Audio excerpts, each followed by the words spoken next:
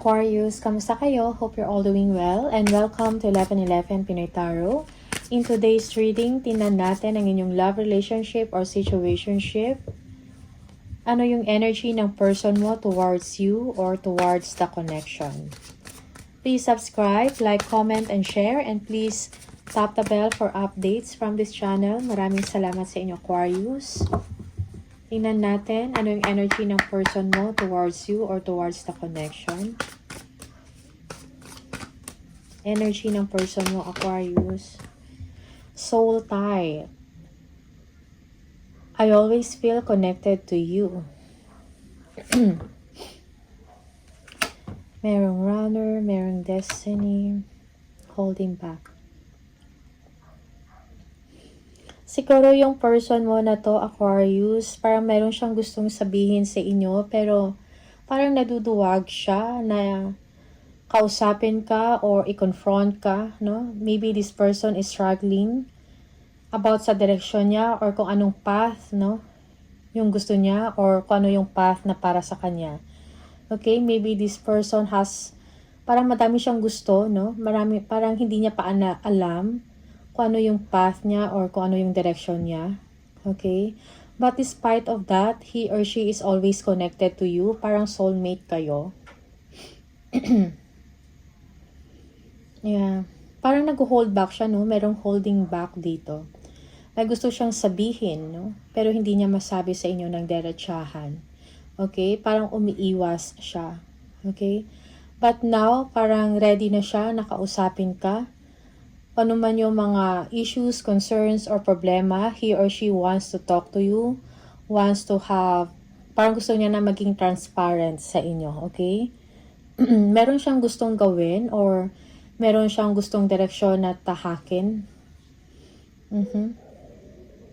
And maybe ito yung gustong sabihin sa inyo ng person mo, Aquarius. Okay?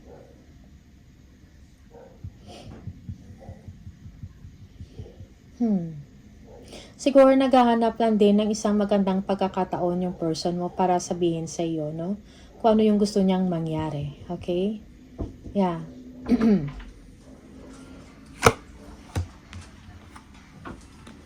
Daydreaming, reveal, mistakes, and mend. Okay. So, this person wants to tell you the truth, no? Ano man yung katotohanan na yan, no? Maybe this is a mistake or nagkamali siya, okay? Or nagkaroon ng problema na siya yung cause, no? Or siya yung may problema dahil hindi niya alam kung anong gusto niya.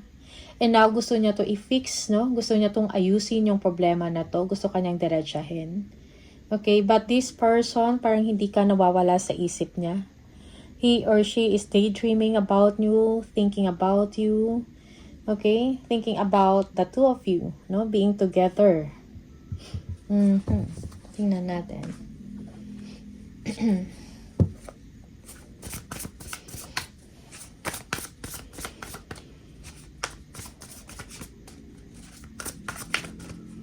I wish I could right my wrong, okay? Siguro meron siyang pagkakamali na nagawa, no? And siguro merong guilt, no? Guilt feeling sa kanya. That's why gusto kanyang kausapin, no? Parang gusto niya, ayaw niya nang umiwas pa o mag-run away from that. Gusto kanyang kausapin at linawin ang isang sitwasyon. Energy ng person mo, Aquarius. Knight of Swords.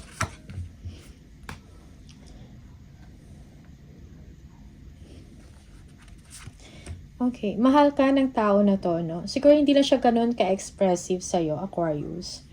Okay, but now, parang ready siyang mag-make ng bold steps or bold moves, no? Towards you. Okay? Yeah, siguro sa inyo is gusto niya i-seal, no? Yung relationship na to, no? Gusto niya i-keep yung connection ninyo or ang inyong relationship. Page of Wands. Yes, gusto niya makipag-usap sa inyo. Maybe this person is looking forward to see you, to talk to you, or communicate with you through phone, no? Or email. Yeah. This person has a lot of love towards you. Hindi lang siya, kumbaga kinikip niya lang sa sarili niya. Pero this person is caring, nurturing, no? Parang, importante din sa kanya yung long-term relationship or commitment at the same time. Pero ngayon, ready na siya mag-move towards you. Okay? Siguro ito yung gusto niyang sabihin. For some of you, this person wants to have a commitment with you, no? Or gusto niyang magpakasal sa inyo or sabihin sa inyo na ready na siya. Something like that. Okay?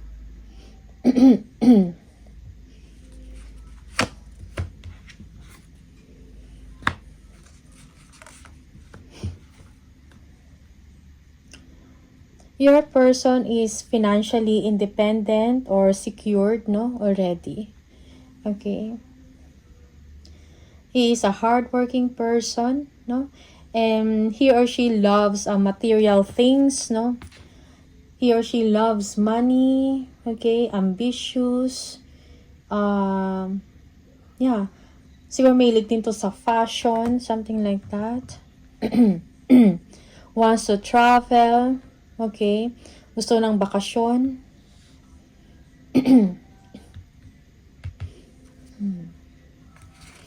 But there's something, no? In him or in her. Okay? Na parang siya, lonely or nalulungkot or disappointed sa isang sitwasyon. Okay? Yeah, feeling niya parang, yeah, since this person, yung person mo parang ambitious, no? Siguro hindi siya ganun ka-kontento sa kung anong meron kayong dalawa or parang he or she is expecting more from you, Aquarius. Okay, gusto niya magkaroon ka ng plano sa kanya or sa inyong dalawa. Magkaroon ng stable, no? Magkaroon ng abundance in life, no? Stability is important to this person, Aquarius, most especially money or material wealth. Okay? Yeah, for some of you, so your person is hoping na magkaroon ng opportunity sa inyong dalawa na yung magkaroon ng development or upgrade, no? Yung pamumuhay ninyong dalawa. Okay? He or she is waiting for you, Aquarius, to make a move, to have a long-term plans for both of you. Maybe this person is hurt or disappointed. Okay?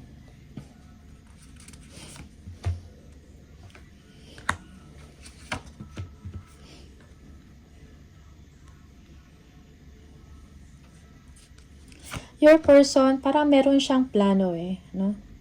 Pero parang hindi niya lang to sinasabi sa inyo. Meron siyang, he or she is going to make a decision or meron siyang mga choices, no? Napipiliin or desisyon na gagawin. But for now, parang, pero meron siyang concern na gusto sabihin, pero pinupurlong pa niya, nagpo-procrastinate siya. Okay? I think clear communication is needed, no, from this person. Kung ano talaga yung issue or ano yung problema niya. This person is confused or unable to think clearly. Okay? Parang madami siyang iniisip. Yeah, options and choices nandyan pa din. Maybe this person is not contented kung anong meron kayong dalawa or kung anong meron ka, Aquarius, na i-offer sa kanya. Okay? Parang he or she is ambitious. He or she is planning for more.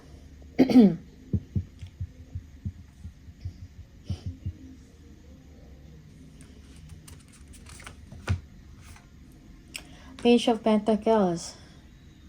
Yeah. This person is seeking for an opportunity, no? Most especially when it comes to money, work, no? Opportunity for advancement para sa sarili niya. Okay? Maybe this person wants to talk to you. Yeah, siguro nag-iisip din yung person na to na kung sasabihin niya to sa inyo, it will cause problem or issues. Okay? That's why Two of Swords siya. Ace of Wands.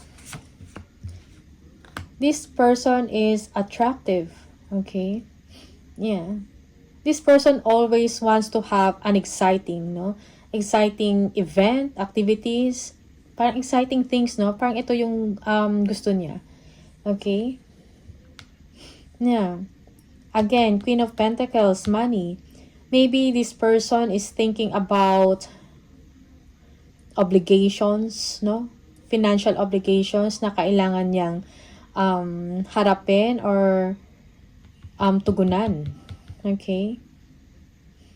Also, this person is thinking about you. He or she wants to make time or to have time with you. Yung kayong dalawa lang.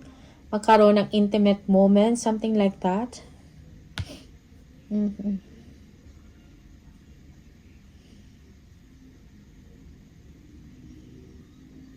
Yeah. Your person is thinking about a new beginning sa inyo, no? Something adventurous. Something exciting. Okay? But this person is feeling insecure or parang hindi siya ganun ka-secure, no? Sa situation ninyong dalawa because of money. Okay? Insufficiency. Okay? This person wants find things, no, in life or good things in life. He or she wants a comfortable life. Okay? Knight of Cups.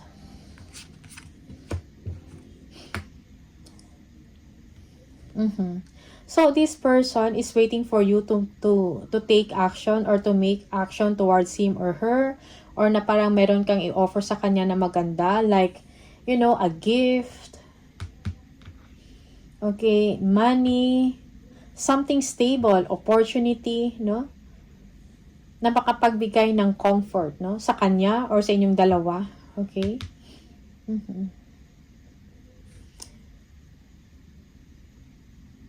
This person wants the best of both worlds. Yeah. So, maybe this person is, hindi naman siguro demanding, no? Pero, parang nag-expect siya sa inyo. That much. Expecting much from you. Aquarius, no? He or she is waiting, hoping na makareceive siya sa inyo ng, you know, good news, blessing, something like that. King of Wands. Yeah, this person wants to take action also. No? Meron din siyang ambition or vision sa inyong dalawa. Or sa sarili niya. Kailangan na ng action. Okay. Yeah. Also, this person wants to be with you. Aquarius.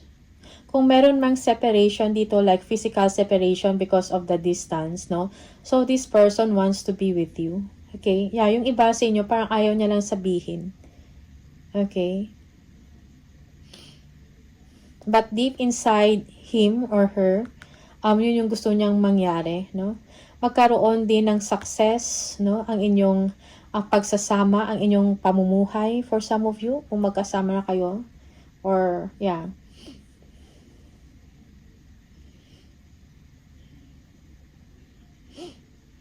This person wants finer things in life, good things, comfort. Five of Swords. So, this person nag-iisip.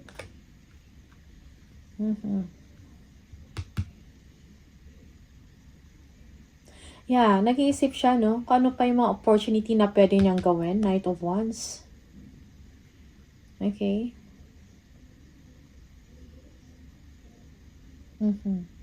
Parang non-stop siya kung mag-isip.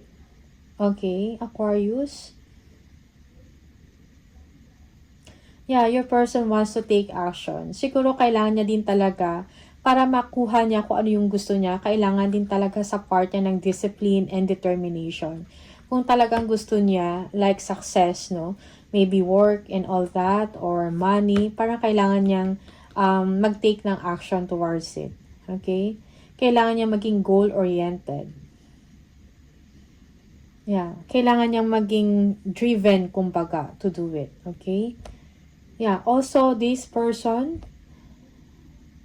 Yeah, this person also wants you to have plans for them, no?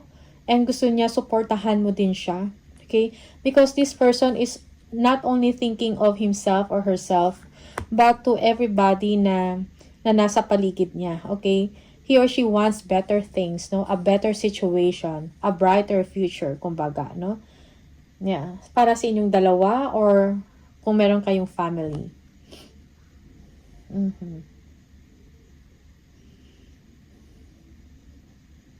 Yeah, this person wants support from you. Parang gusto niya na, yung person na to, parang gusto niya na supportahan mo siya kung ano mga plano at gusto niya. Also, this person wants you to be like, yung parang soft or loving, something like that, no? Yung magti-take action din towards sa kanya in a positive way. Okay? This person doesn't want aggression from you.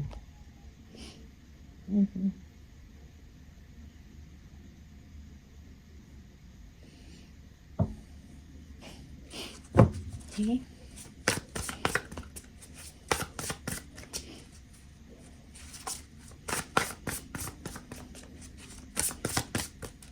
Yeah. Kung meron man kayong problema, so this person wants to fix things, no, sa connection ninyo. Meron siyang gustong ayusin, okay? Or gusto niyang maayos yung kalagayan ninyo. That's it.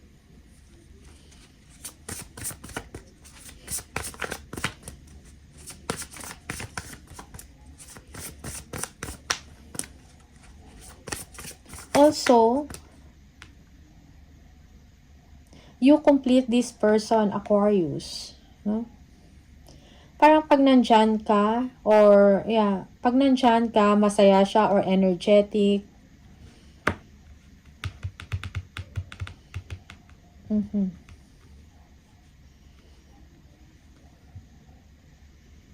Like together.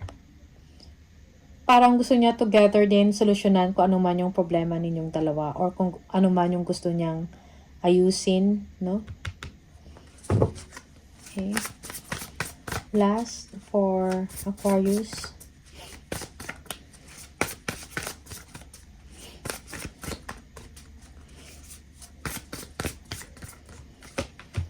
Yeah. So, your person is courageous, meron siyang willpower, no, and disiplina.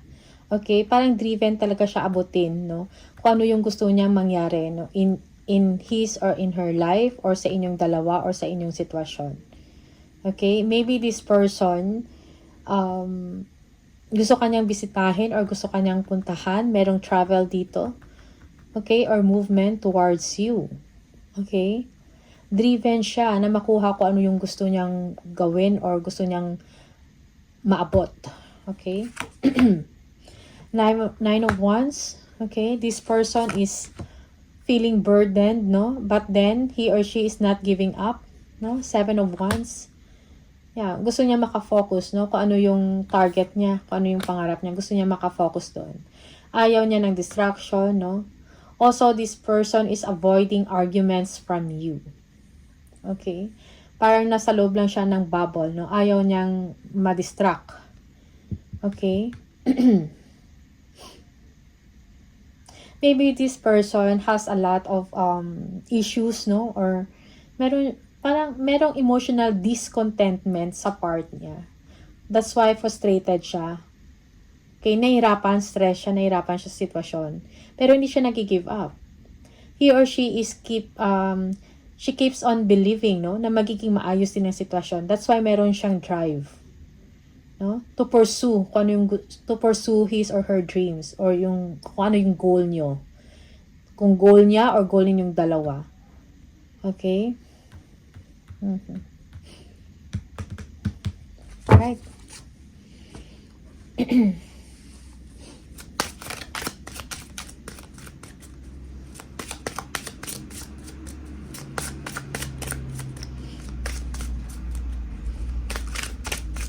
Also, this person is gaining strength or nagbibuild siya ng wall, no? Parang he or she is learning to say no. Kung ayaw niya, ayaw talaga. Something like that. Hindi mo siya mapipilit. Okay? We will be together again. So, this is the message from your person, Aquarius. So, we will be together again. So, this person, again, gusto niya nakasama ka. Parang ikaw nagkukumpleto sa kanya. Maybe he or she is traveling towards you. Okay? Yeah, nahirapan siya sa situation niya. Pero, ano pa rin siya, hindi siya bumibitaw, no? She keeps on fighting. He or she keeps on fighting and believing na magiging maayos din ang lahat sa inyong dalawa or sa inyong sitwasyon. Okay? Yeah. Alright, so Aquarius, these are the messages for you. Maraming salamat and see you on the next video. Bye!